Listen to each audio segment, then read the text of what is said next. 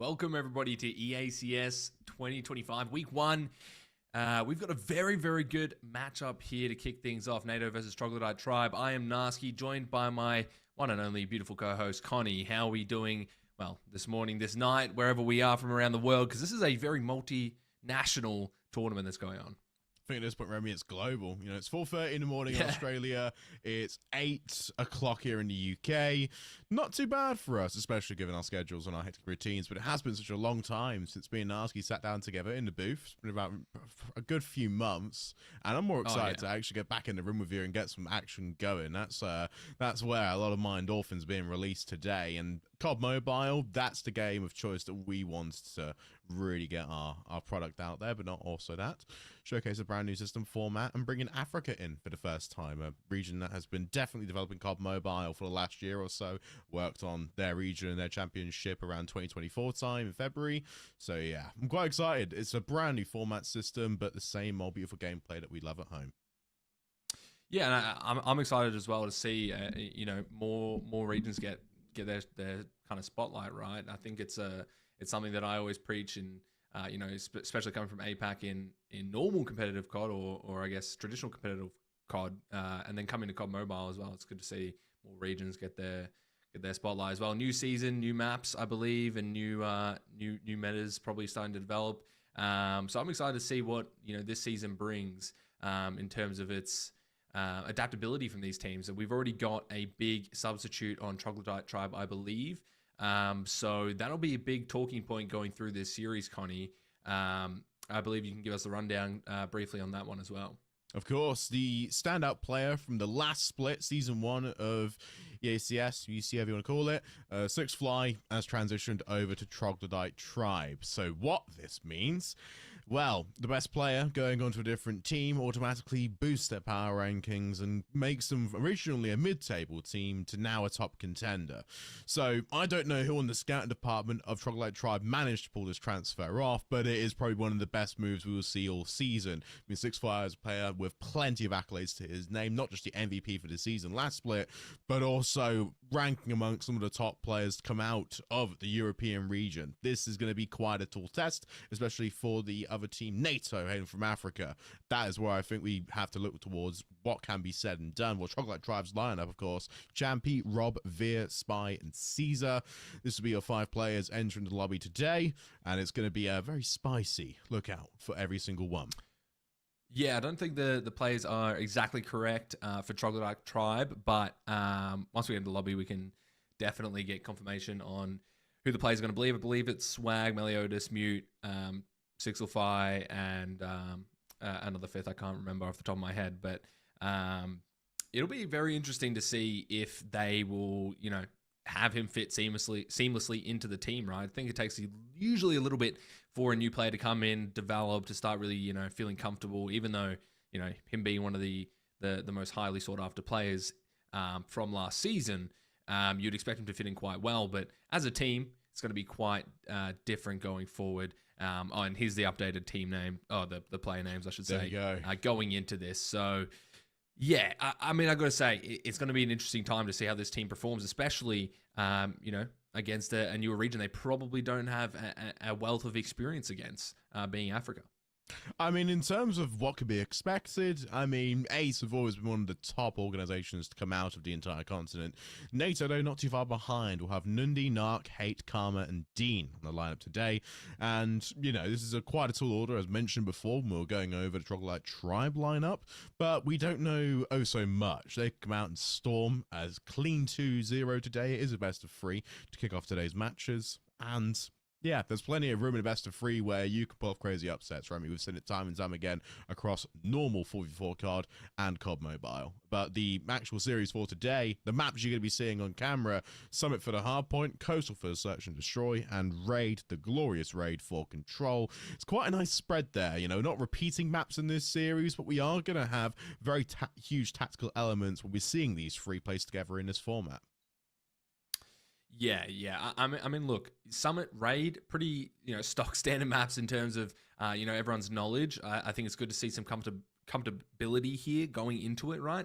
I think everyone knows Summit by this point. Of course, Raid being played through for a very long time. So there's no surprise there. But Coastal going to be our first time seeing that and going through in the search. And mind you, it's best of 3, so maybe we don't see the raid, given it sways one way during this series. We'll see if that's the case, but Summit Hardpoint will be our map 1 of choice, and we'll be kicking things off here. Troglodyte Tribe versus NATO, Africa versus EU. It's an exciting time to be part of the COD Mobile fan base, if I do say so myself. This is going to be very, very interesting. 100% win rate coming out from NATO so far, 4-1 for the map records. Only 2 appearances, 3 from Troglodyte Tribe with a 67% win rate, and their rank as well being 8th for their UCE rankings. I know, and rank, of course, is in reference to the placements we had from last split, so it's very much a fresh information set as we get stuck into the first hill. Summit Hardpoint to open our series today, and already a lot of aggression coming out of NATO to try and funnel their way in. Fortunately, Troglodyte Tribe win the foot race there first. They touch hill for a split second, but they're allowing room for Puvignon to push on the extremities and get the players funneled towards the north side of the map. That's where NATO can't push through. It's a punishing one, especially with an SMG in hand. Yeah, looking down the right side of the map, making sure no one can get through on that rotation, and doing a great job as well. You can see there's only one player that they can get funneled into that hill. Already P1 online, 22 seconds and counting for this point. It's a beautiful hold off the rip from Troglodyte Tribe, and they are making this almost nigh impossible for NATO to find any way through. And it's very much NATO spawning on the northwest quadrant of the map, making at least a meal of the first hill. Troglodyte Tribe gonna get at least 50 seconds here, given their setup and positioning. It's so punishing. NATO have to now think proactively, rotate towards the north side, get the second hill locked down. We will see Liquid have at least a foot behind the enemy lines, but in terms of Troglodyte Tribe, they're just funneling every single spawn towards the hill, and they're hitting it as at least 3 to 4 players at a time, holding their lives well, but attacking just as good, Remy. Let's see how they go on P2. Now online, looking to try and mount that attack. NATO coming in swinging. It's going to be right, mounting that attack. Unfortunately, it's going to be Pavignon. Is that what we're going with for the name? I guess we'll get clarification on it. I don't know if we're pronouncing that right, but NATO doing their best to try and break on in here, and Brute Force gets it done. Finally, all the players dropping from Troglodyte. And now NATO get their first few seconds on the board, but Troglodyte, they managed to find a way to break back into the hill. The spawns flipped and NATO didn't read it. And now they're going to be forced, and they get a huge overload against Troglodyte Tribe. I mean, they've got 4 players to do. When the players are eliminated, NATO have to try and acquiesce from the bottom side of the map to the top. It's such a huge foot race where Troglodyte now can hold on to the hill with pre-aims and the information calls being in their head, knowing where they're going to be running from. And this P3 is NATO's best look at having an initial hold. Listen, this gap, Remy, so far, 1473. It's very manageable in the first set rotations, as we know, but NATO need to hold these spawns. They've got the rotation. This is time to hold. Let's see how NATO comes up to the task. We've seen Troglodyte Tribe with many breaks so far. It's been a mixy P2, a very solid P1, and already a break, Connie, coming in with the specialists reinvested on that war machine for Troglodyte Tribe. NATO with absolutely zero response onto how to stop these breaks coming out from Troglodyte Tribe. It is a very, very dominant fashion here so far, Troglodyte Tribe. We need to see something a little bit extra here from NATO to try and bring the heat. And this is a very bunkered setup here, Remy. Look at where they all are. All 5 players within 5 feet of each other, holding wall-to-wall gunfights. The death machine's been called in from Swag, and he's also got extra streaks in the back pocket. If you look at the golden squares dotted across Troglodyte Tribe, they've got enough specialists here to hold this from just 1 player. Everyone else is just filling time. Number 4, that's going to be Claps. He's got a spawn behind enemy lines, and the whole team's going to join him. Now Troglodyte Tribe, they have to understand the flip and understand where the players need to be. They've really spread out so far. Only 4 seconds of scrap time. Gonna go to NATO's way. A player's already winning a foot race to get to new, but the Trays, Troglodyte Tribe, they get the next rotation with a beautiful clean sweep, but another flip. Oh my word. Back. Oh, spawn in the back as well. That could be deadly for Troglodyte Tribe. Maybe a break here shortly for NATO, but it's a streak called in. Kills 2, and that's anyone in the back line that's been cleared out. It's a massive streak usage. Completely locks down this hill now for Troglodyte Tribe, as they now just have to defend the front from NATO. And you can see more specialists. The Tempest now coming out to play. Another split spawn in the back might spell disaster here from Avatar, but never mind. Meliodas just slams him. And now we see reset Troglodyte Tribe on this hold, and this spawn cannot be really locked down. No one can anchor this, but it doesn't really matter. Troglodyte Tribe, just too much power to deal with. and NATO struggling behind the 8 ball yet again, trying to get this break. An excellent set of kills from NATO to attempt to break, but Troglodyte Tribe, they're going to have close spawn still. Well, thanks to the player, that's going to be Avatar. He's caused a little flip there, where it's going to be less pressure from Troglodyte Tribe to break onto the hill, but NATO, again, have south side positioning. It's the low ground. Positive or negative, tough to say when it comes to this map's geography. When it comes to taking that hill, you don't want to be there. It's easy to final with your Troglodyte Tribe as we now go back on a full second set. P1's there, Annihilate is available, but of no use to effect. One kill will be found as Troglodyte Tribe are just about winning these head-to-head gunfights. Back to the P1 online. Let's see if it's as dominant as the last time for Troglodyte Tribe. It's looking that way. Meliodas finding 4 off screen, doing so much damage right there. It's a 5 down as well. So now back to the spawn for NATO as they try and reset for P1. We saw just how disgusting this hold was last time. No one from NATO able to get through yet again. It's a story that keeps repeating itself at this point. Specialists being reinvested from Troglodyte Tribe. We do have some players breaking through the stairs, and it is a flip. So that is one saving grace for NATO. They need to try and hold these spawns, gear up for P2 if they're trying to mount any sort of counter-attack here against Troglodyte Tribe. And at least it's some sort of value that you're getting from NATO. They need to take their small wins here, get themselves warmed up into the series, because Troglodyte Tribe are running away with it. There's no patience between either of these teams. I mean, Troglodyte Tribe, like you said, 140-point gap. Pretty much one perfect hold away from closing out the first map, and NATO has no response. They've been diced up this map in every single way. The exit's been cleared, and thanks to Pavnion, thanks to Six Fly, it's just been them two being proactive with the submachine guns, pulling out a long-range weapon if need be. But the Vortex gun and Mute is doing all the work he can to get 5 kills, and it's all done and dusted on this hill. They'll cross 200 points, Tribe, and look at the split for NATO. 4 on one side, 1 on the other. They've got a nice angle to break, but the head-to-heads for Trog are going to be so difficult to get a hold of. It's a clean break. I mean, NATO, once again, have to reset, have to try and mount this attack. It is a pinch, though, however, that they can work off of. Squid's going to find 2. It is a break. It's 20 seconds to scrap. You need to focus on P3. You've got 1 rotator. It is going to be Collapse trying to get something done, but look at Sixelfy there for the help. Also grabbing 2-piece to try and break open this next hold. And that is a massive series of kills for Trog as they go into the next point. Now we've got another hold. We've seen them on P3 before. It was a beautiful hold last time. Could be a beautiful hold here to end off the game, Donnie. Exactly, and look at how disciplined they are in the situation. Swag is holding spawns. Mute has got an extra streak in his back pocket if need be, but Claps is playing isolated on an island with a death machine spraying into no man's land. The smokes, though, benefiting NATO for this little sequence. Some spam shots through, and given the positions of Tribe, they're going to be so close together, it might come off. NATO at least racking up some points, at least utilizing the specialists while they have them. Still 37 seconds left off the break. Trog back in. NATO sent back off of the spawns they really couldn't afford to have right now, and specials being reinvested could spell disaster here. It's a massive series of kills for Trog as NATO falls. You can just see every single break getting stuff before it even starts. They don't win off at this point, but they'll be mighty close. 2 points left if they hold all of this. The War Machine invested as well from Sixelfy to stop any sort of re-break. Yet to cross the triple-digit mark. NATO struggling on this summit so far, Cody.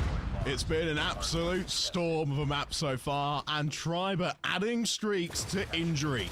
This has been a demolition job. Your MVP from last split is just running around having a good time. He's basically shooting anyone he sees from NATO, and he's just making sure that he's the distraction. 249, 250, and Troglodyte Tribe walk away map 1, the victors, by quite some margin, Remy. Wow, what a map 1 from Troglodyte Tribe there. I mean, you could just see every rotation, every break, every hold, pretty much on top of it. And NATO just seeming like they were a little overwhelmed, right? I think that Troglodyte Tribe came out hot. And, you know, in a game like COD Mobile, it's very, very hard to come back when it's when the heat's kind of applied. And we take a look at the stats here as well. 37 and 18 from the MVP last season that Troglodyte Tribe was trying to pick up. Sixelfy, you know, there's nothing really surprising. Hold on a second, Remy. Look at really the time on hill for Swag in comparison to the rest of his team and his KD for Sixfly. You can see just how great they were. I mean, it's scary to look at. You rarely see stats like that, and I don't like to highlight, the negatives, but you take a clear look at the KD difference here, and it is a very yellow kill feed when looking at that map 1. So NATO need to pick things up here for the search and destroy. It will be a difference of pace, a different map. It'll be coastal, a different game mode, and against Troglodyte Tribe, you need to try and slow down the pace. You can't let them get aggressive. You can't let them start finding that flow state that we saw there, because once they were behind, those specialists start to get in that cycle. There's nothing that NATO could do. Absolutely, and we go to Coastal S&D. Oh, first to 8 rounds, Remy. I love this format. It's actually more content, more technical rounds. And again, snipers allowed, smokes allowed. I mean, wow. Oh, yeah. We needed that, didn't we? We needed mate. to see that. Enough of this 2-gun meta. No smokes, no snipers. We're in COD Mobile. It's time to have fun, man. I know. And to break down the COD Mobile dynamics as well, I mean, shotguns too, they're just as important as your snipers on any given team. Usually you'll see 2 apiece on either side, and they're going to be your entries. So in terms of the break attempts or even the site re-clears, it's going to be the shotgun players. You want to have to, be the first line of defense. The ARs or the SMGs, they're there to pick up the kills and be tactical, plant the bomb. But sometimes I see teams put the bomb carrier on the shotgun player because they have so much confidence and ability just to get 2 and hold his life. And that can work. It's also the most punishing to have that system as well because, immediate 3v5 is the best case scenario. And if your AWP is alive, or should I say snipers alive on the team that's got the deficit, they can't do much. They've got to find a shotgun to pick it up or an AR to pick it up. That really is where I think lots of the in-game decision-making comes to quite a big, big decision. Yeah, well, I think if you're NATO, right, you can take a look at this, and I think that you can really chalk down Summit to a very fast-paced set of mistakes, right? It's really hard, especially in a 5v5 setting where there's just constant action. There's no break. There's no, delay in the respawns. There's nothing like that. You're just constantly spawning up, fighting, spawning up, fighting, spawning up, fighting. You come into a game mode like Search and Destroy. It is a very, very different change of pace than what we see in a 4v4 style format, which, of course, is an in-COD mobile, where you can at least take a little bit of a breather, a little bit of a time to set back, to think about what you're doing before you make these actions. And I think that will go a long way for a team like NATO, because I don't think that it's necessarily about them not being able to, be on top of the hard point. It was just the execution wasn't quite there. You saw them trying to scramble for the rotation. They don't really have time to hold. Troglodyte Tribe's there. They try and get in on the break, but the hold's already there from Troglodyte Tribe. They're just constantly behind the 8-ball going through that hard point. And when you come into a Search and Destroy, you really, really need that time to reset and to think things through, so you can try and handle this series with a little bit more intelligence rather than that kind of running on play style, which can be quite prevalent in a lot of those muscle memory situations where you just have to try and go on instinct. You try and rotate and get to the points quickly. Unfortunately, they're already there, right? You're not really able to get your head wrapped around it. Here we go, though, on a coastal Search and Destroy. It is going to be a map 2, which is in a best of 3. So this could potentially be the final map for this series if Troglodyte Tribe take this. Hopefully, we see NATO bring out an ace up their sleeve and give us something new here. I also love as well to mention the detail that we have the team go into. I mean, the star rankings across both teams, they're definitely favoring NATO.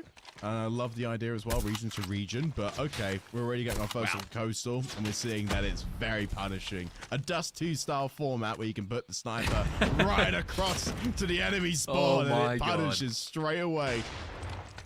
Couldn't think of a better analogy/reference.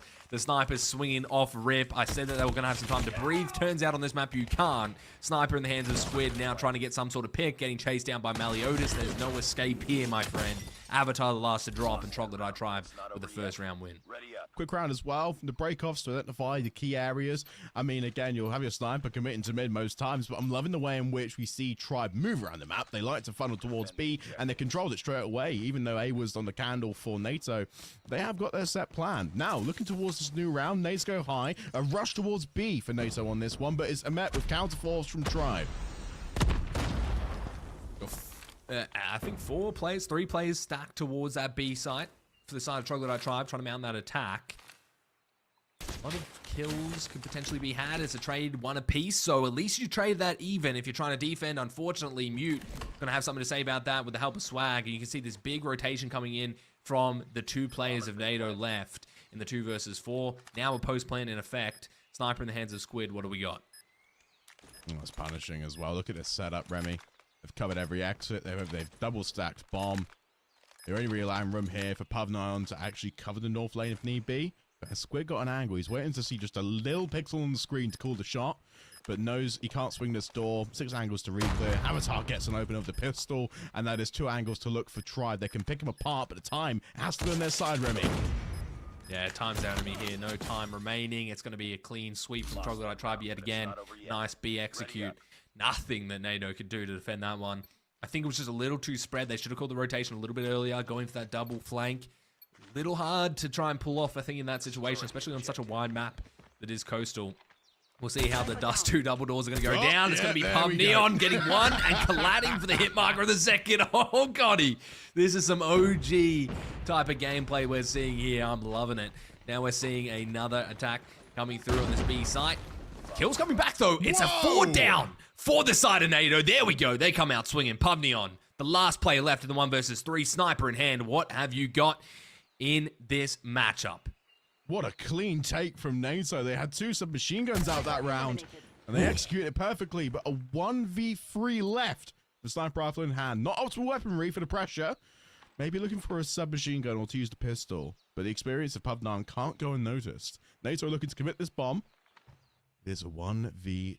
And look at the patience. The information's been tagged, though. He hasn't got another exit to re-clear. He has to push through again, and NATO are positioning themselves.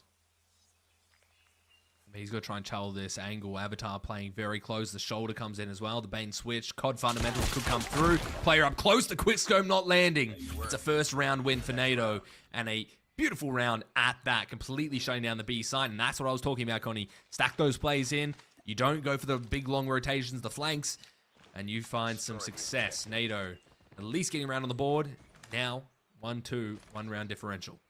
And excellent pre-fires as well from NATO as their setup for this round. They're calling in the extra help. They're throwing nades up high, but the smash from Tribe onto B is such an aggressive overload. They're going to send 4 players again with the same system. They're allowing 6 Fly to rotate around with the AWP just to get the extra kill. And that's why the L9 is just that perfect pick in the middle of the map.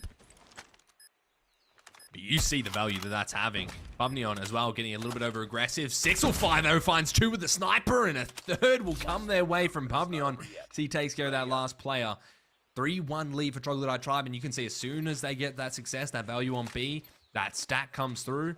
NATO defenseless against the attack. And this time around, they're messing around from NATO. They knew what was one of the first on their only winning round so far. It's committing towards B, but look at this beautiful break. That's adaptation mid-map and understanding where you costed last time. Smoking off mid, gonna go for a fake towards A, but this rotation has the time perfectly. They have the advantage, the extra player at hand, pre-firing every single corner as well for a clean re-clear. But NATO are just going to play it slow. They have extra lanes to throw onto the site. It does connect with 1, but the bomb is down and they're taking cover. And Mute has got a lovely little room here to get the extra plays. I mean, I just love the utility placement here from Troglodyte Tribe. Every angle cut off. It's left NATO with no openings that they can find. Squid, though, with the sniper, is going to make one for himself here. Trying to find a second time against him. Pavnion finds that last player, leaving Squid on his own, and Swag gets it done. 4-1 now. Troglodyte Tribe continuing to mount their attacks. NATO continuing to be left defenseless and continuing their struggle here on Coastal. Absolutely. Definitely is a punishing map. The best AWPer on the team, the best sniper rifle on the team. They're going to be the biggest difference maker. NATO again, smashing it towards B. They've actually stuck Storm in the middle of the map here to try and counter 6 Fly in its prime position. But looking at the switch up again, Trog have actually gone for a bit more of a slower tactic than the last round. They're still sticking towards A, but with 2 for the north side of the map, they have to understand where the players are going to be for NATO. They're just so segmented that it's going to be a timing that could favor Trog, and it's worked to a perfection. Pav and Mel have gotten 3 already down. The extra players been added to the kill feed. 1 left alive, and it's all down to Claps, who just cannot find any bullets. And that is 5-1. When Pavnion's running 4. Absolutely. I mean, Connie, what are we going to do about that if we're NATO? I don't know. It's going to have to be a big readjustment, but again, their success is smashing it towards B or A on that defensive side and hoping that Trog commit an overload. But the way it works now, it's going to be a massive restructure of the tactics, and they're going to slow it down. There's only 2 set nades thrown this round in comparison to the 8 or 9 we see in the last round this early on. So they're going to try and hold it, fence their way into A, but Trog have positioned themselves now further up the map, so they've really progressed their strategy to a point where they can cause a flank. They've completely left B now, going for that full A commit. Already the first blood coming from Sixelfy, Mute as well with that second sniper.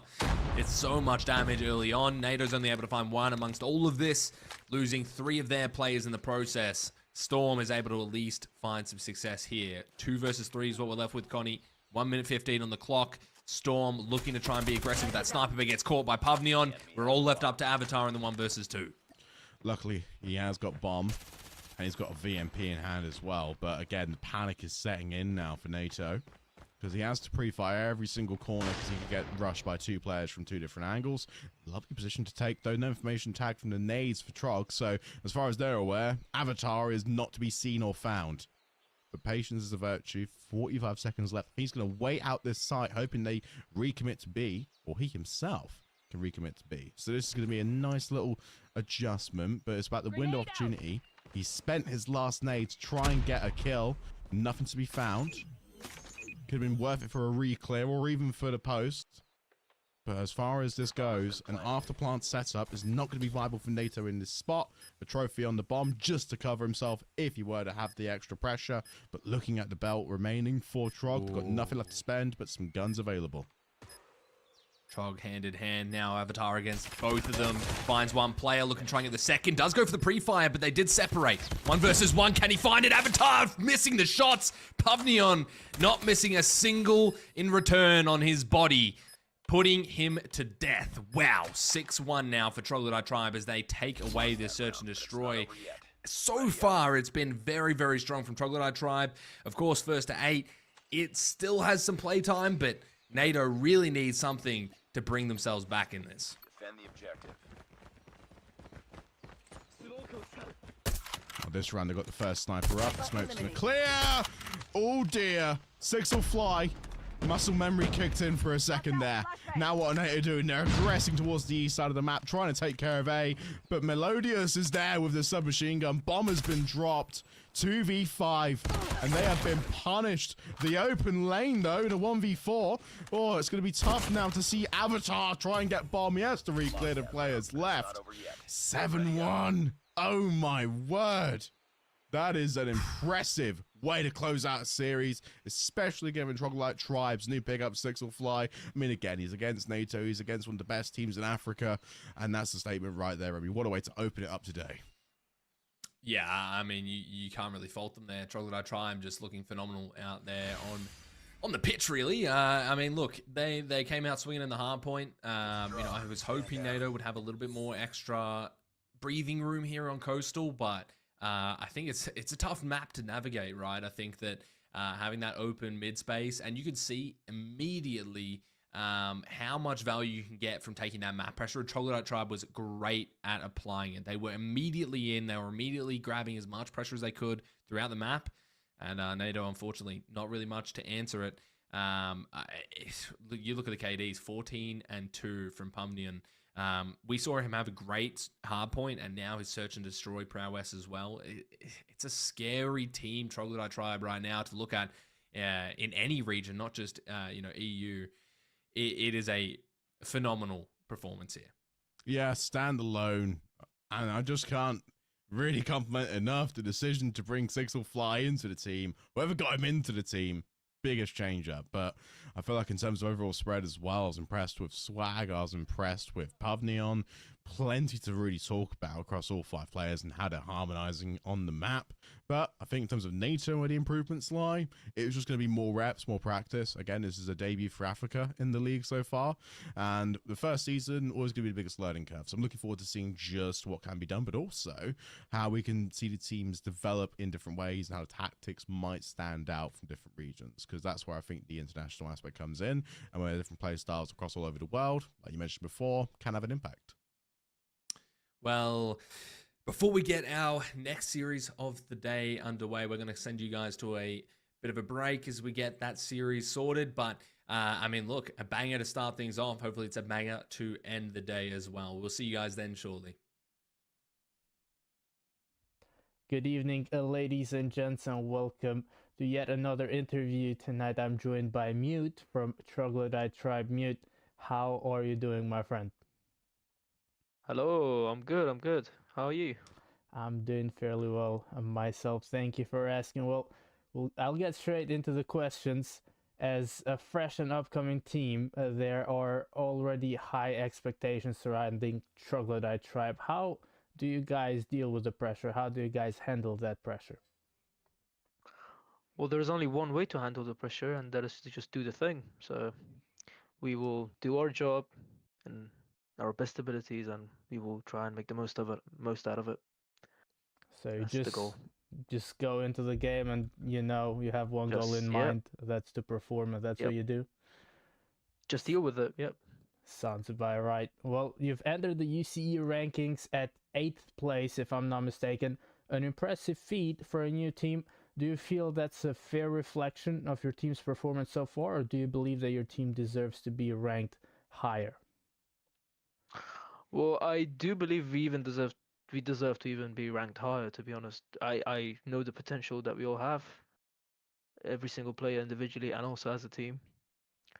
So yeah, no, I mean it's good to be in the top 8. That's fine by me, but I believe we can also do more. Well, the EACS is going to be a perfect opportunity for you to, increase your ranking if you perform well. During the qualifiers, though, you secured a very convincing 2-0 victory against Cantic, but then fell short against Exclusive. In the end, you managed to qualify through the lower bracket by defeating Spectrum. How do you mentally and also strategically prepare for such a high stakes final, such as a matchup in the lower bracket where okay, if we mess up this one, we're out of the entire event? Yeah, well, I mean it was exactly what you just said. If we mess this one up, then it's GG's. It's over. So we only really had one way. It was either to win the lower bracket fight to qualify, or just leave the whole thing and just forget about it. And we basically just talked to each other and we were like, yeah, do you know what? We want to qualify. We really want to qualify. So let's qualify. And we kind of got that.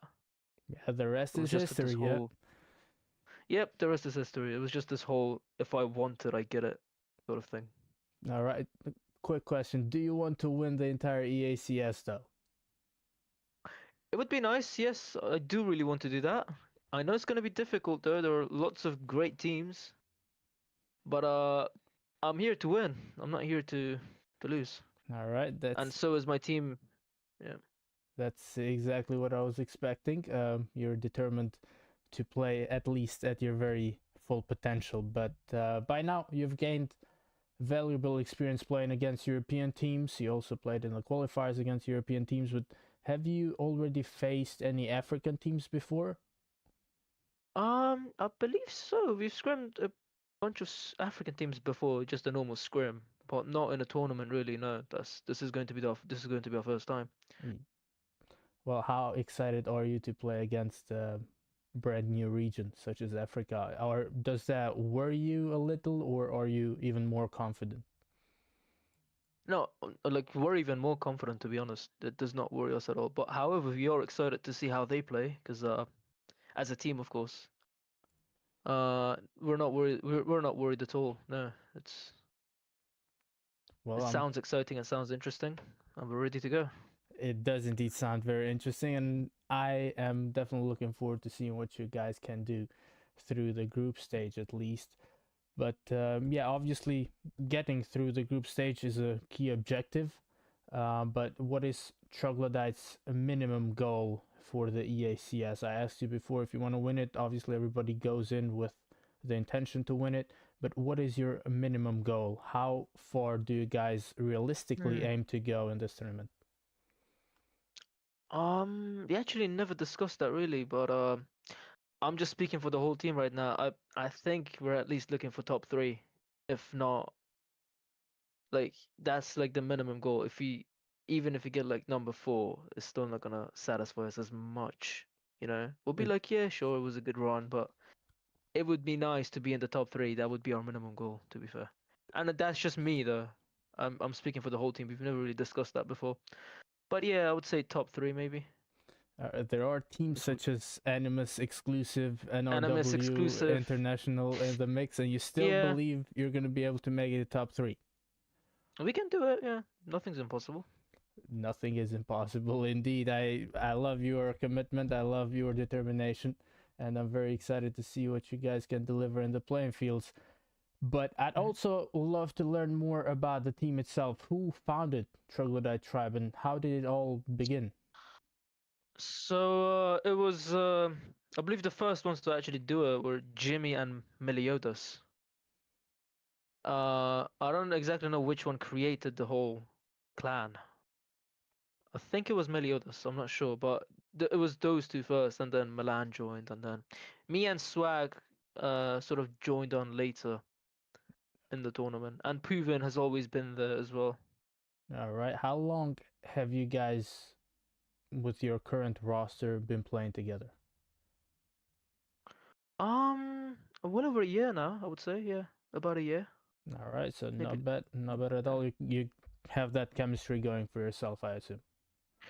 Well, yeah, because I mean, we have like about 7 or 8 players, I think, in the whole team, but there is like the main 5 that we all have like the best chemistry with each other. Yeah, and most likely that best five is going to be participating throughout the group stage, unless somebody Yeah, falls and yeah, doesn't have time or whatever. Interesting. Well, most likely. talking about the group stage, what is your team's biggest strength going into this event? I would say chemistry, to be honest. Yeah. Not bad. Well, how about the strongest mode or the strongest map? And also on the flip side of things, which modes or maps do you Um, feel you kind of need more time to prepare? Honestly, we all believe we're really good at S&D. Like that is, I would say, our mode. We're really good at S&D, and we can actually compete against really good like teams. Like you said, exclusive and Animus, we can actually compete with those guys in S&D, I would say. And like yeah, S&D would be our strongest mode, and our best map. Well, currently, as it stands, I think it's either slums and Hardpoint. We're quite good at that map, or it's Summit, I would say, because most of our players are aggressive and we like close gunfights. So Summit is the perfect map, you know. You talked a lot about maps you feel comfortable in and also the game mode you prefer, but how about, the other side of the medal? Is there any game modes or any particular maps where you struggle a little bit? Um, well, I wouldn't say. I mean, I wouldn't say struggle, but maybe not preferable. So, I mean, I can't really think of it. No, but we all like every map, really. But the mode, yeah, no, I can't really think of the mode that we actually hate. To be honest with you, Control, we all like it. Hardpoint, we all like it. But yeah, no, I mean, every map is good as well. We used to struggle a lot in Hacienda, but we've actually fixed that now. So we Well, actually like Hacienda now. sounds But good. An all-arounder yeah, team. So you're well prepared then for this event. yeah, sorry. Yeah. We're feeling prepared. We're feeling good to go. Not bad. Is there any team that you are hoping to avoid facing during the tournament? No, not at all. We're not afraid of avoiding any teams. In fact, even if we do end up losing, then that's just going to be great practice, isn't it? So I'm pretty sure the whole team agrees with that as well. That's one way to go about it, indeed. In your opinion, though, who is the best player competing in EACS? You can obviously name yourself if you feel that is the right answer. Mm. Well, no, I'm not gonna say myself. That's too ego-y. Um, well, I'm gonna go with Actually, I don't know. That's a good question. That's a really good question. Hmm. Well, to make it Who's the easier for best you, player? who is the best player in your roster, in your opinion? Am I probably Jimmy or Yeah, it's either Jimmy or Melly, I would say. Meliodas. All right. The two founders of the team. One of the two is also Yeah. probably the Yeah, one best of the player. two. All right. Yeah, Well, yeah. Mute, I appreciate your time, man. But before I let you go, you'll get the chance to say something to all the viewers who are watching right now. The stage is yours. No, just watch and enjoy. That's all. That's all I have to say. Well, that was Mute from Troglodyte Tribe, ladies and gents, and that's all I have to say as well. Enjoy the rest of your evening. Enjoy the rest of the action in EACS. Good evening, ladies and gents, and welcome back to yet another interview. Tonight, I'm joined by Narc from Monarchs. Narc, how are you doing tonight, my friend? Good, how are you? I'm doing good as well. Thank you very much for asking. Well, the reason for this interview is to get to know your team a bit better. So I'll jump straight into the first question. Can you tell me a bit more about the history of your team? When was it founded? Who founded it? Are you one of the players that were from the very beginning, or did you join later on? And how long have you guys been playing together for as a roster? So, Monarch started around January sometime. Started off with it was as a Moroccan team, so it was basically EU from my side. And then later on during the year, I think it's about a month now, that team disbanded, and then our manager brought in new players. And then we used to go by the name RTS. Now it's officially Monarch Esports MNC. All right. So a very new team, correct? Yeah, it's a very new team. Yes. How is the chemistry going this far? Do you feel well prepared or prepared enough to actually perform at 100% of your potential in this tournament? So far, we're building quite a good chemistry. I would say the team would make it a bit far in this entire tournament. We've been doing quite well, but I do feel that we could easily dominate the scene. All right, looking forward to that one. Tell me a bit more about the meaning of the team name or how you came up with it. I'm gonna be so for real. The team name was just decided by our manager, and we just went by that. We never actually thought of a meaning behind it or any such. All right, well, that's a name that sounds cool, and you guys stuck with it. Not bad at all. Can you tell me more about the players in your team and what their specific role within the team is? Um, the players in the role. So we'd have Hate as a anchor, Nandi, myself, and Beanpole. It's a more of a flex role. And then, but sometimes roles do differ depending on our situation in the game. But yeah, When it comes to those S&D games, who's going to be your main sniper? Who should I keep an eye on? our main snipers for the S&Ds would be Beanpole and Reese. Okay, looking forward to seeing those guys hitting their sniper shots. Another question I have is, do you guys have a coach or an analyst that helps you out with the in-game strategies? Yes, we actually do. He's a new coach and he seems to be doing pretty well with the team. Do you guys believe that having a coach is going to be a massive advantage you have compared to other teams that maybe do not have a coach or an analyst to help them out? Yeah, I feel like it is a big advantage. Learning new plays, strats, positions, whatnot, all comes from the coach. So it's a big advantage to us. All right, maybe you'll be able to, balance that disadvantage that you might have with not being a very old roster and not having the best chemistry just yet, with the advantage you have of having the coach. Can you go through? I mean, you are a very, very new roster, but do you guys have any accomplishments so far under your belt? Not really. We're hoping to dominate this EACS as a whole, to put ourselves out there. All right. Well, this is the perfect opportunity to make your name known, definitely, and why not? Definitely. To be the first accomplishment under your guys' belt. That being said, we do have the draw results. You guys are in Group D alongside NATO Gaming exclusive as well as Troglodyte Tribe. Only the top 2 teams make it into the knockout stage. How convinced are you that you are going to be able to make it into that top 2? We are pretty convinced. I think our only struggle in Group D would be exclusive. So I'm assuming Otherwise, you are familiar with exclusive, since you say that that's going to be difficult to beat them. I'm also assuming you're familiar with NATO Gaming. What about Troglodyte Tribe? We do scrim NATO now and then, so we are familiarized with their play styles and whatnot. Therefore, as we get exclusive, we hardly come across them. So versing them would be something different and challenging, I'm assuming. Yeah, they are also considered one of the favorites to win the entire thing.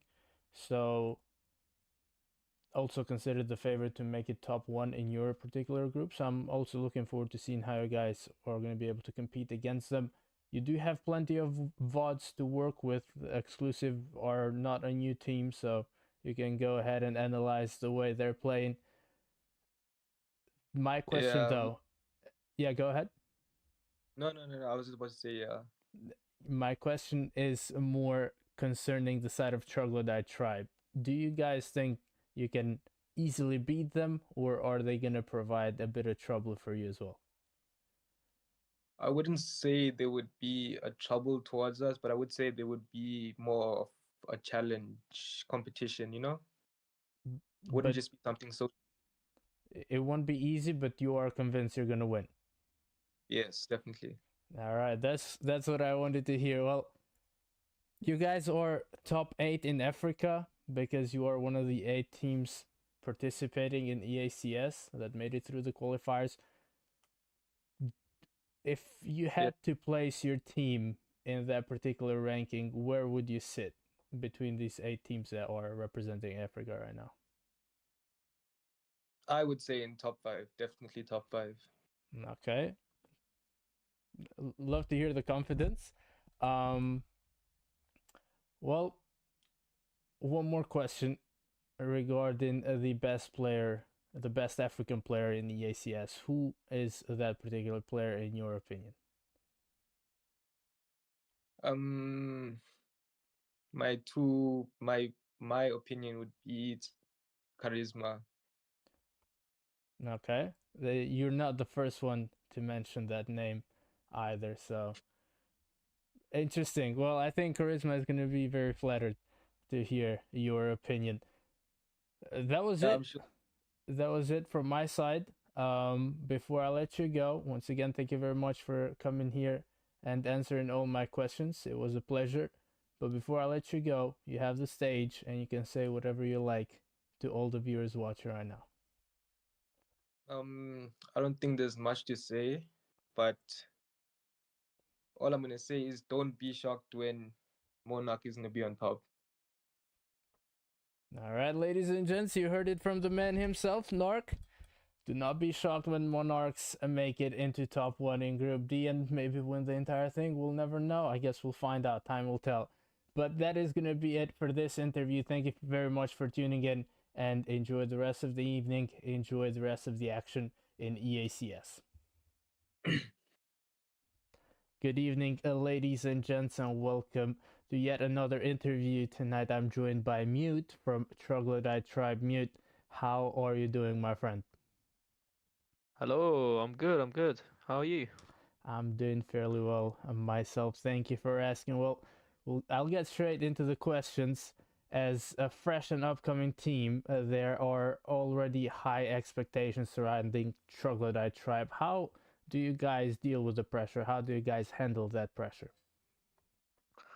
Well, there's only one way to handle the pressure, and that is to just do the thing. So we will do our job and our best abilities, and we will try and make the most out of it. So That's the goal. Just go into the game and you have one goal in mind. That's to perform, and that's what you do. Just deal with it. Yep. Sounds about right. Well, you've entered the UCE rankings at 8th place, if I'm not mistaken. An impressive feat for a new team. Do you feel that's a fair reflection of your team's performance so far, or do you believe that your team deserves to be ranked higher? Well, I do believe we deserve to even be ranked higher, to be honest. I know the potential that we all have, every single player individually and also as a team.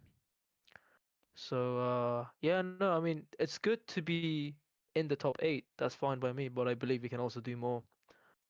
Well, the EACS is going to be a perfect opportunity for you to, increase your ranking if you perform well. During the qualifiers, though, you secured a very convincing 2-0 victory against Cantic, but then fell short against Exclusive. In the end, you managed to qualify through the lower bracket by defeating Spectrum. How do you mentally and also strategically prepare for such a high stakes final, such as a matchup in the lower bracket where you know, okay, if we mess up this one, we're out of the entire event? Yeah, well, I mean, it was exactly what you just said. If we mess this one up, then it's GG's. It's over. So we only really had one way. It was either to win the lower bracket fight to qualify, or just leave the whole thing and just forget about it. And we basically just talked to each other, and we were like, yeah, do you know what? We want to qualify. We really want to qualify. So let's qualify, and we kind of got that. Yeah, the rest It was is just this history. Yeah. whole. Yep, the rest is history. It was just this whole, if I want it, I get it, sort of thing. All right. Quick question: do you want to win the entire EACS though? It would be nice, yes. I do really want to do that. I know it's going to be difficult though. There are lots of great teams, but I'm here to win. I'm not here to lose. All right. And so is my team. Yeah.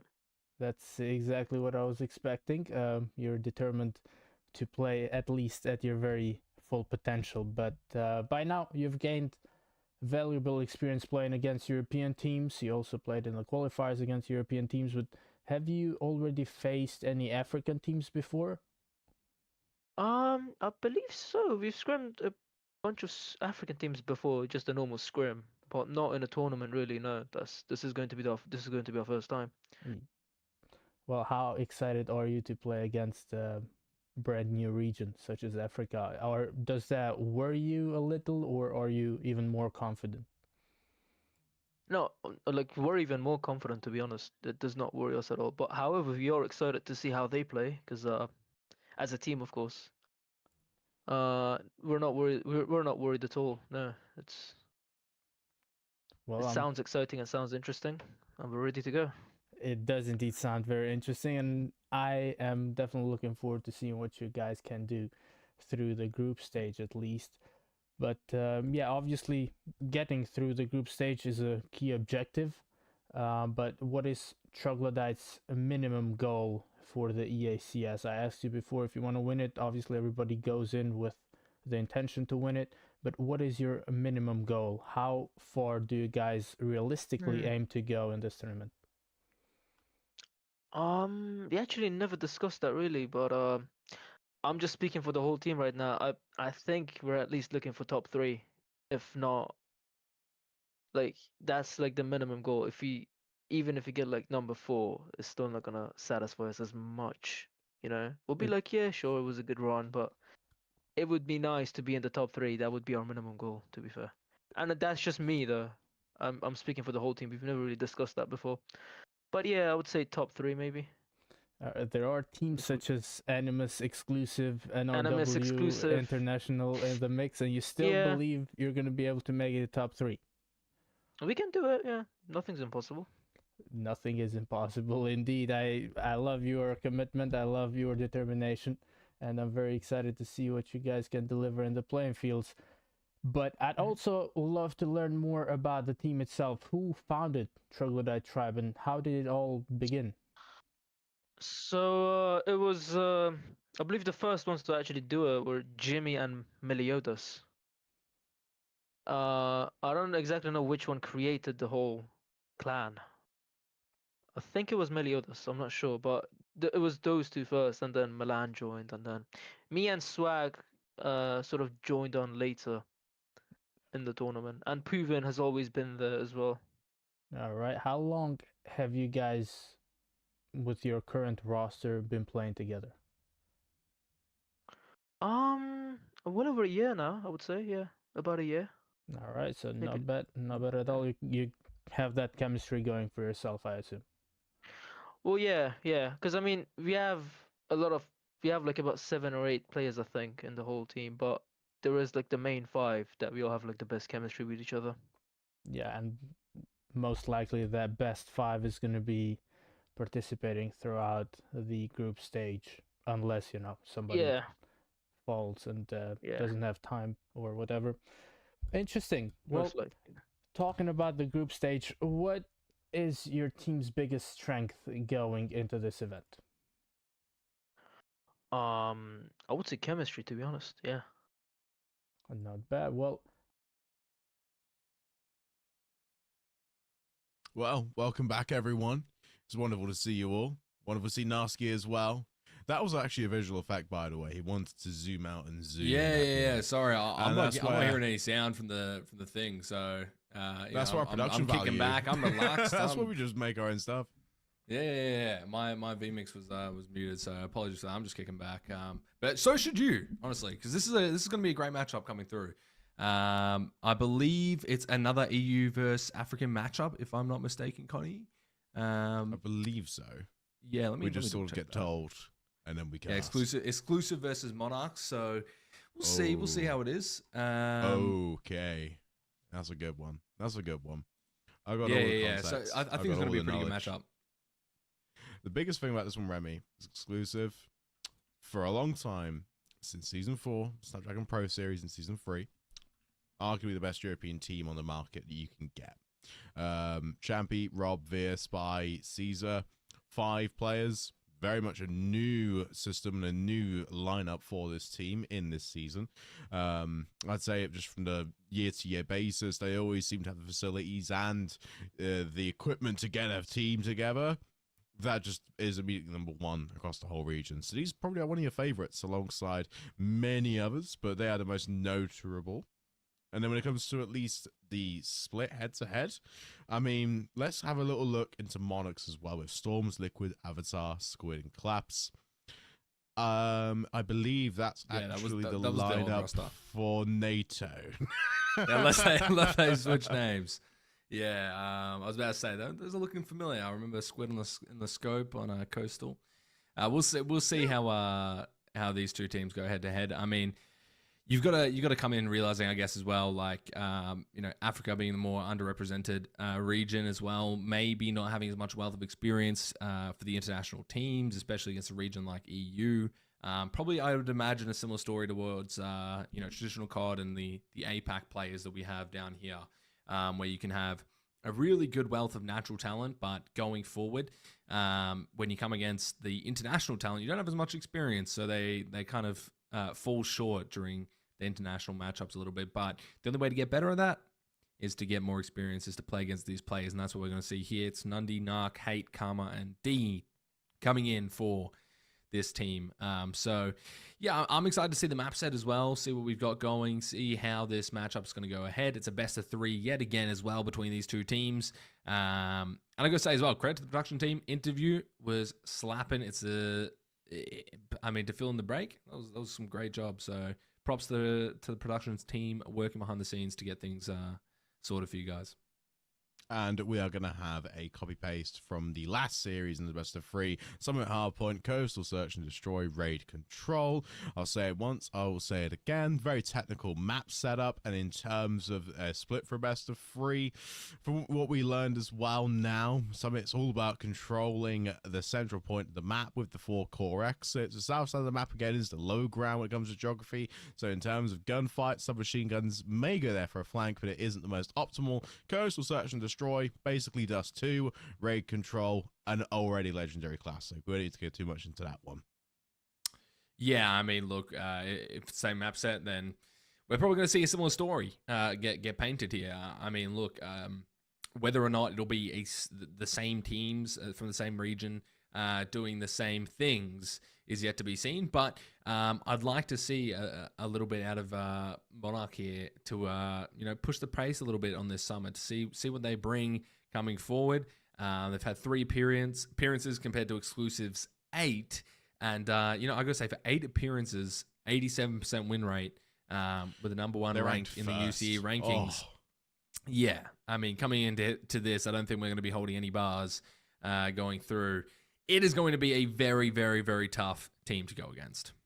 And a team that could qualify for champs this year as well from the European region. Let that be known. We head towards the middle of the map for the first hill.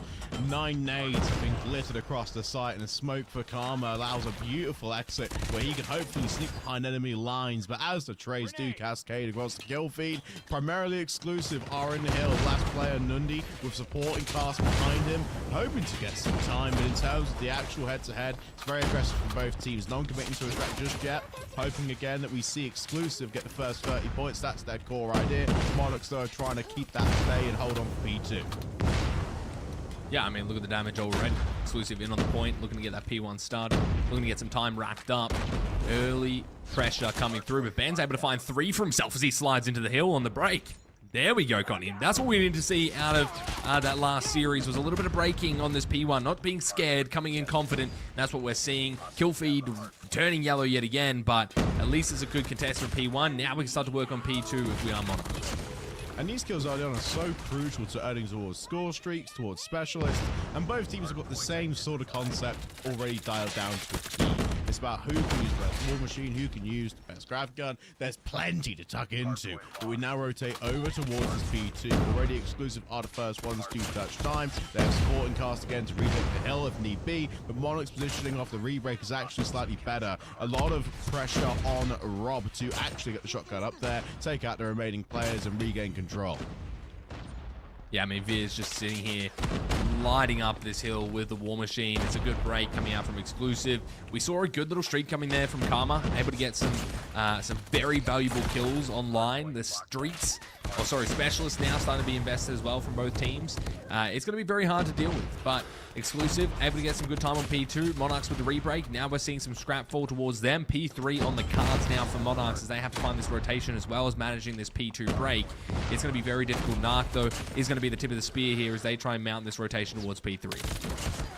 And it's a beautiful idea, but I mean, Monarch's fight is very, very good, and the kills found from Benz has opened up a beautiful spawn for the team. It's now pretty much exclusive. Flip to the other side. They have to fight towards for a barrage of smokes, a set piece of trophies to even get to Monarchs. I mean, we see Monarchs here. They're set up, and they've evened things up here on this P3.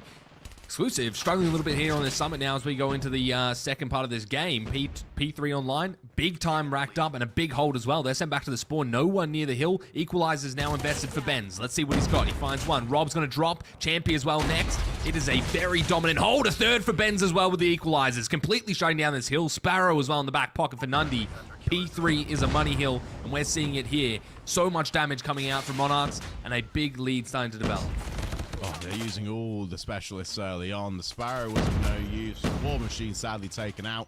Exclusive got a nice window to re-break this hill, but Monarchs, as you said, has soaked up 45 seconds of this money hill. They have got a nice cushy lead, and we weren't even to say that this early on in the series, but fair play. Rotating over towards the new hill. A cruise missile is called in. It finds one. Exclusive have got initial time. The break from Monarchs is just as intense.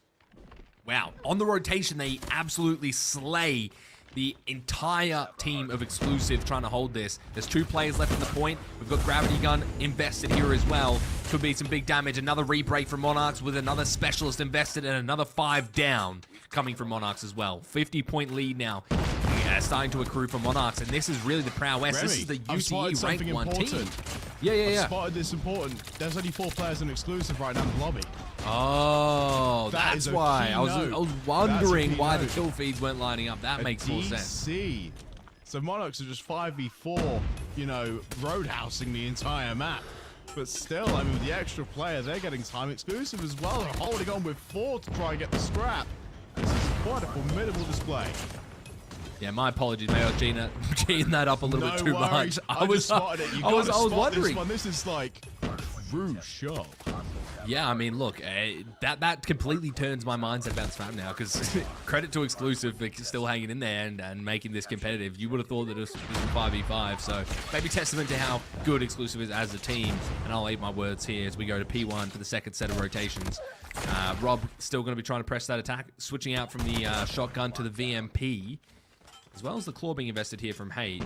Monarchs continue to rack up time. We'll see if they can rejoin. I don't know what the rule sets are with the EACS, but we'll see. Yeah, we'll see how it goes. connected. I think that's a good sign. Okay, still 4v5, a 50-point margin. Not bad from Exclusive being the man down.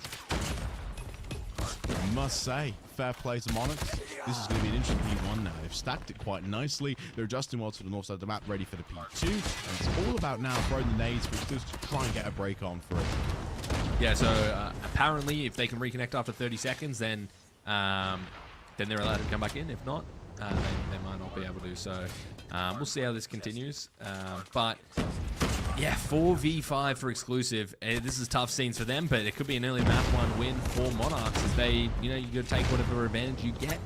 And Exclusive still trying to fight their best fight. It would be a historic effort, Connie, if they were able to bring this down to 4v5. I would love to see that. That'd be scenes. But Rob back on the shotty, the R9 coming out. Now Claw looking to try and shred everyone he can. Unfortunately, it's going to be Benz with the equalizer just coming in, guns blazing, able to shut down this hill. Noted. This is going to be quite an interesting setup. The game will continue on. Exclusive. Now we're starting to see that margin build for Monarchs. And they've got the gravity gun as well to hold down this hill where it's just punishment right now. And it's quite the opener. And Monarchs as well from this position. Yeah, they're comfy. They're looking to get this map 1 converted. And they're also in a position now where they have to make sure that everything lines up beautifully. And this is just, playing your cards to your strengths. But also, again, fortunate luck in this instance. Yeah, I mean, look, Monarchs is able to capitalize on it, and it's not easy as well. I mean, Exclusive with 4 players is still just a very deadly team, as we saw previously, but now we can see Monarchs getting a handle on things, feeling confident, obviously, in the 4v5. Player down, what can Exclusive really do? It would be a historic blunder if Monarchs were to lose this. 3 players now trying to push through the middle of the map, going towards P3 as well, which is going to be a very big hole, but I don't know if they're quite going to be able to make it through. 3 players drop in amongst that madness, Narc able to find it, and Monarchs running away with this map. We might potentially see, a little bit of some aggression coming up from Exclusive in the Search and Destroy, though, as they come back in, because a 4v5 is not how you want to start off the series. Not at all, but hey, look at Monarchs. I mean, listen, they're in paradise right now. They're enjoying every single moment of this Hardpoint.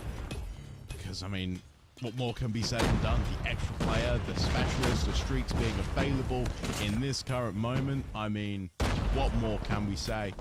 And we're just looking again at the kill feed and who's connecting to the lobby, because this is only giving us the slightest clue as to whether, that extra player might be available. But Monarchs, they've got 20 points left, 234 to 91. The 5v4 that has just been converted in such a dominant fashion. Yeah, I mean, look, if you're Exclusive as well, hopefully you get that player back. There's no guarantees that Spy will be able to get back on into the game. Rob's just popped a 4-piece. How are ya?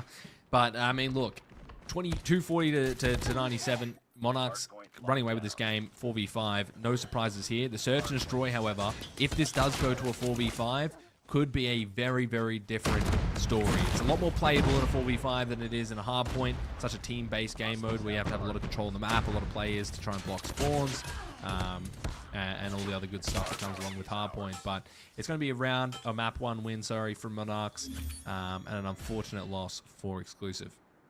Definitely the upset of the map and of the day, but I mean, it's got so many little asterisks next to it. So many little connotations, because at a 5v4, what more can Exclusive do in this instance? I mean, 100 points to get against a fully equipped, semi-professional team. Yeah, fair play.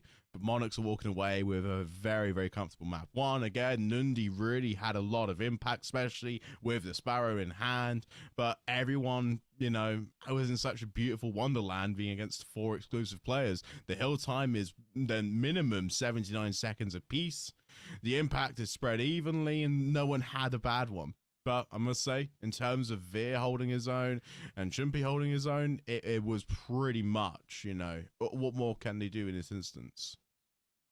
Yeah, I mean, look, coming in from a 4v5, going into the Search and Destroy, we'll see. Hopefully we find that 5th player join. If so, it may be the first control that we see all week 1, which is the nature of kind of the group stages, right? You're going to have those weaker matchups going against very strong matchups. It's just kind of how it goes, which is also good and bad in the sense that you probably don't get as much COD to watch, but the COD you do watch can be quite surprising as you get a lot of that mixed experience coming up against the higher talents. So, look, I got to say, all things considered, Exclusive had a tough, you know, map 1. They're probably, you know, a little bit on edge after that first map. It's probably not how you want to start as well, dropping a map count towards their pretty pristine stat sheet already. And it has been confirmed that Spy has come back. So coming into the Search and Destroy, I'd be scared if I was Monarchs. This is going to be Spy's a very angry fuming. Exclusive. Yeah, Spy's got to be fuming at this one, especially given that it is just a technical error. But the S&D and the control is still in their hands. So I'm just a bit more perplexed and a bit more understanding of the situation, but also in a weird transition. The S&D exclusive, this is the best game mode. This is their top game mode. And they're going against Monarchs, who feel elated after that map 1. And probably in the team talks, at least now, conceiving strategy, but also, like, we can't let the dopamine rush get to us this early on. Still a lot more to go. Best of 3, punishment system, Spies back. Okay. So, I mean, if there's a map they're probably going to do it on, Coastal? Yeah, I'll put Coastal top of the list. It's such an open map, and there is little cover. And then a sniper rifle, the best in the team, changes the game. Well, I mean, like, that's the thing. We saw how dominant those snipers can be on Coastal and how open that Dust 2 type double door mid setup is. So we'll see. Exclusive on their best game mode here coming into map 2 for Monarchs. Hopefully Spy doesn't have any more issues. Otherwise, I imagine his phone would act more like a shuriken in his wall after he gets another disconnect, because I'd be piffing that thing at full pelt wherever I can find it if it lags out again here. So hopefully we have an even 5v5 matchup, especially on Exclusive's main game mode. This is going to be a scary game for Monarchs. Let's see how Exclusive handles it. Exclusive already rushing towards B with an overload. They find the opening kills. There is an equal trade though, because Karma's flank has at least opened up a lovely lane of access. They're throwing stuns from the other 2 exits. The remaining player from Exclusive is stuck in the middle of the map all alone. It's Rob with the R9. This is going to be at least the best situation for him, hoping that Monarchs push forward. He has the weaponry advantage. Look at the flank coming in from Veer. Maybe we see something here. He's going for the chow, but Ben's hard. Scoping that angle. Another one comes out from Veer. It's a big snipe now, 1v1. Nice stun check as well. Does find him. Ben's forced to back off. Bomb as well in the hands of Veer now. He picks up the VMP, goes for the chow. One shot is Ben's. Gets out with his life somehow. Staying alive here momentarily. Still, bomb needs to be found for Veer. He's going to rotate this towards A, and it's going to be a free site. Absolutely. I mean, that VMP pressure and the pre-fire around the wall, it's left Monarchs in a state of play where, okay, Esports was off 20 seconds there just to re-wrap and become elusive again. In the situation, though, it's about timing enough Monarchs, and can they reach the site in that moment? The bomb has been planted. Here he comes, Benz. Trying to go for the chow. Veer doesn't get out with his life. Benz shoots him in the back. Unfortunate. COD timing continues to follow here on Coastal. That's a round 1 for Monarchs, Connie. Ooh. It is turning into a very, very spicy series.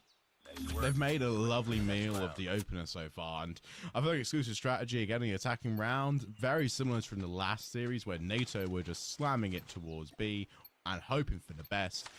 This, I think, is a situation now where Exclusive have got the idea down. They can't really sacrifice mid so much because of the timing on the defender's side to get the sniper rifle up. They're throwing a large collection of utility onto B. They're going to hopefully get a few extra kills because of the overload. And this is just a huge swarm on the site. And Veer and Champy get the advantage early on. They can freely roam. Here we go. This is the exclusive we'd like to see. 2 versus 3 now, though. In effect, Ben's on this scope, continuing to wreak havoc on Coastal. Veer up close. Playing the off angle on the prone. Ben's trying to shoulder it, gets chelled by Veer, but it's a nice quick scope that gets it done. 2 versus 2. Now you start to see them slam on in. Spy's able to find one, back off the phone, disconnect. Karma trying to go for the chell, missing everything. And Spy closes out the round and gets exclusive their first round win, evening up the score 1-1. And it was a lovely idea. Just smash it on towards B, overload the site, and make it uncomfortable for Monarchs. Though we are seeing little glimpses of genius from Nundi, Karma, even Hate as well, just making it comfy. But look at this break off from exclusive. They send 6 nades through the middle of the map. They try and get through early on, but Benz has something to say about that. He has taken out half the team with 1 gun. That is just outrageous. Rob's trying to get in on the action. Has the shotgun. It's good help from Veer. He's able to take out Benz. Benz doing so much damage so far on this map on the sniper. Would be a 2 versus 5 if exclusive can bring this back, or a 2 versus 4. I can't remember, but they still need to try and find this bomb in the middle of the map. I don't think Monarchs know. Monarchs have no idea on the retake. Hang on a second. Yeah, Karma spotted that. I think he's going to try and re-aggress it. Because exclusive, weaponry at hand, they have a Tundra available. But it's all about getting that lick. Yeah, there's no shot with the shotgun. He's finding that kill. They're trying to find the entry, though. Rob's not scared at all. I know he might be him, but in this situation, I don't think so with the shotty. Still yet to find this bomb. They're bunkering it down now. Complete the mission. And it turns into a 1 versus 3 as Veer gets caught. Okay, Rob, he's pinched right now. And with 38 seconds left and to re-clear every single angle, I mean, yeah, what more can be said and done? A lovely check in the middle of the map, bet weaponry, a jump shot, and Monarchs lead 2-1. Oh my word, exclusive. This is going to have to be quite the regain because mentally as well, they've got all the focus on the map at hand, but Monarchs, even against all 5 of them, we thought the first map was a bit of an unlucky one for exclusive, but they are comfortably dismantling every single opportunity. They submit towards mid, though, to try and get the exit, and it works. A single trade through the middle. Look at the pressure applied. They get control of B. The exit kills, though, make it a 2v2, but full side control is exclusive's idea. That mid break off worked out perfectly. Now they just have to try and hold a defensive position, but Monarchs have got the upper hand on the exits. They've got more players to cover more lanes. Exclusive, we're going to be scrambling here a little bit. The bomb goes down, and it's going to be Champion going for the chow. Trying to find the 2 pieces. Not going to happen. Benz with the pistol, able to get it done. Body shots coming through, and maybe rightfully so. This would be a big upset if Monarchs is able to close it out here. Maybe you question the map 1, but here, exclusive in their element. Not able to even find any success here against Monarchs. I will say, it's been somewhat close rounds, but I've got to give credit where credit's due. Benz, really the star here going forward with this sniper rifle. A dagger in the side of exclusive right now that they need to shut down. So much dopamine flowing in the Monarchs team chat right now. And exclusive is taking his strategy, but Benz, a single trade either way. But the information is enough. Monarchs have to time their exits perfectly because exclusive have overloaded the site. They've spent lots of utility in doing so, but Monarch are making sure the nades are left over to try and get a re-clear. The positions on stairs, I mean, yeah, they're just sort of like teasing it, but the opening kill in the back from Karma has got to be timed even better. Now in a 3v3, they're just fencing around these stairs, trying to get shots off champions, not even pre-firing in this situation. The smoke covers everyone, and Monarchs can aggress around the outside. It's chaos. Now they try and break on in. You've got Monarchs trying to line things up. Karma and Narc able to find the last 2 kills, and it's another round for Monarchs as they continue to absolutely dismantle exclusive on every facet of Coastal right now. No one from exclusive having an answer. We see Benz as well with that first blood. Getting a little over aggressive on that retail, but that just snowballed into a massive hold from Monarchs on the retake. Beautiful stuff so far. 4-1 lead. It's another first blood. Hate on the sniper now. Looking for a second, but Fear strikes back. It's at least a trade 4v4. This is a special look. Monarchs are 4-1 up so far, and exclusive are throwing the kitchen sink at them now in every single round. And Benz has capitalized on it in the best way possible. That's a 4v3 for Monarchs. Make it a Benz 4v2. Again. He's eliminating all of them in the most convincing fashion. 2 versus 4 now for exclusive on the post plan. 32 seconds left. Ben's getting aggressive with the pistol, able to slide on in, finds Rob. or Spy, sorry, and this is an absolute breakdown from Exclusive. No one having an answer. 5-1 now. Monarchs getting ever so closer to that match point and map win. So they try and find 7. It is a disgusting performance right now. Your stage 4 and 5 SPS grand finalists are nearly going to lose a best of 3 to Monarchs. And what a debut for them in this instance. My word, and what a stage to do it on as well. But we're too early yet. 3 flashes thrown into B, and Monarchs are giving Exclusive a taste of their own medicine in this break-off, but they're sending the snipers forward. Champy gets taken out straight away, but in this instance, Rob has opened a lovely 3. Oh my word. That's the way to hold down the site, and it's all in his lone serve. Make it a 4th. That's a touch and go round. Wow, the shotgun just absolutely mauling every player from Monarchs there on that break, and that is the power of the R9, the power of Rob. If there's any questions about maybe Rob being him, I think it's been answered there. Veer with the first blood. Ben's going to drop. That is the main target here off the break. Exclusive starting to find their form here. Another B hit. Rob mounted with this R9. What can he do? Nundy on the break. Looking to try and get things done. Rod playing around the barrel. Goes for the chow, but the shotgun shuts him down. Spy able to get a punch in the back line. We're left with a 2 versus 2. Bomb now going down. I know Exclusive have to reposition themselves nicely here. They're going to go for 1 lane apiece as Monarchs bunker up the site. They have open access to the north side, but again, this is quite a heavy commitment. It's going to be a 1v2 essentially for Hay, all in his lonesome inside this point. He gets tagged up for 1, but a shotgun at close quarters for Nundy is not going to be of use against 2. It's a clean wipe up. And Exclusive, they pump a few bullets in their bodies. They know the comeback could be on. But this is going to be a 5-3, Remy, and a lovely way to get it done. It's starting to heat up, Connie. I can feel it. I can feel the series getting spicier and spicier by the minute. Monarchs doing a great job so far. Ben's not finding as much success in these last couple rounds. This is where Exclusive shine. This is their moment. This is their game mode. Search and destroy online here. Maybe the team. It's a massive shell out of here to kick things off. Blood going the way of Exclusive. Making an even trade. They have control on the north side, but Narc is just reinstating the aggression that Monarchs have had so far. Champy, 2 guns to 1. And it's a 3v2 for sight. Benz snuck around the back line, got the conversion, make it a 1v3 for Rob. He can't pull off the heroics we saw a couple rounds ago. 6-3, and they are 1 round away from sending Exclusive their first loss of the season. The number 2 ranked team in Europe, bear in mind, but Monarchs came here to play, regardless of power rankings. What a performance in the S&D. Yeah, this is a statement in itself. The doubters being silenced here potentially, but it's a massive opening from Exclusive. It's all left down to Benz. The man that's been an absolute threat this whole time. It's a 3-piece almost for Benz. Looking for the 3rd. Looking to try and clutch this out. Benz could shut it down here. It would be a massive 1v3 for Benz to shut down one of the most prolific teams of the European region. Ben's going for the chow, and it's an end that they were not expecting from Exclusive. Monarchs run away with the series in the best of 3, 7-3 in their matchup. And Connie, my lord, what have we just seen out of Ben's? That is absolutely filthy. That's just world class, isn't it? You're never going to see 2 quickscopes hit just like that.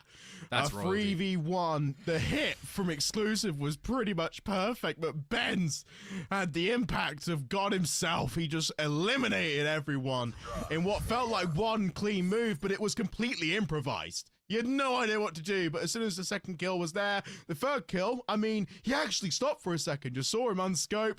The dopamine was stopped in that second. You had to refocus on the task at hand, and what an MVP. 16-5 overall stats for this split, but I think everyone at home, as well as us, is just as shocked to see Exclusive completely demolished in this instance here. That coastal search and destroy, Benz and Narc. Fair play. What a series from them two. This has been a lovely, lovely little livener of pace, if you will, Remy. I mean, what a performance out of Benz. He was the one to start it, the one to find so many impactful kills throughout all of these rounds, and the one to end it in a 1 versus 3 clutch, quick scope, switches to the pistol, ego chow. Wow. I mean, what a performance from everyone on that Monarch squad to pull out that win. You know, the Hardpoint, definitely up for debate, up for point of contention. We thought we might see Control. It's not going to happen in week 1. Wow, what a performance from Monarchs. I have no words. I'm speechless. That is quite a special way to end it. I mean, without further ado, I mean, Remy, that is... I can't talk. Wow. I can't think. I mean, you know, Were you I expecting am that? also Because I lost for wasn't, words. and it's thrown me off my game so bad. And The nobody double else could scope. do that to me apart from Monarchs right there in that situation. Fair play to them. But I mean, it's the end of the broadcast now. We're expecting a map 3, but Monarchs just completely flipped the script. Yeah, I mean, look, it's an upset. They're not expected. They're not, you know, planned for, and exclusive. Probably have to go back to the drawing board in terms of, you know, what went wrong there. I mean, you can chalk it up to mental a little bit, but I mean, I've got to say, and I'll be a bit harsh here. If you're losing your, you know, what should be quite a solid matchup for you guys because of one disconnect or one, you know, small bump in the road, it's probably not going to be the mental that you want to go with forward. So, you know, whether that had something to play with it, or maybe they just weren't expecting Monarch's play style, or, you know, whatever it was that was the factor there, I'd be interested to know. But, you know, Monarchs coming out with a massive upset, and credit to them. What a way to end off not only the series, but the day here. That's going to be it from us. Connie, it's been an absolute pleasure. Great to be back in the booth with you. Oh, ditto, great to be Narc. casting some COD Mobile again as well. It was an absolute joy. But that's going to be it from us. We're going to send you guys off, and we'll be back with some more EACS next week.